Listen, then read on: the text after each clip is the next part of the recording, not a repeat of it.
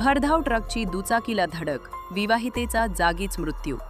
बार्शी कुर्डवाडी रोडवरील रिधोरे गावाजवळ भरधाव ट्रकच्या धडकेत दुचाकीवरील सरस्वती मच्छिंद्र जाधव वय 45 राहणार केम तालुका करमाळा यांचा जागीच मृत्यू झाला. ही घटना दुपारी सुमारे 12 वाजण्याच्या सुमारास घडली. या प्रकरणी त्यांचा मुलगा सोमेश्वर मच्छिंद्र जाधव वय 25 याने कुर्डवाडी पोलीस ठाण्यात फिर्याद दिली असून ट्रक चालकाविरुद्ध गुन्हा दाखल करण्यात आलाय.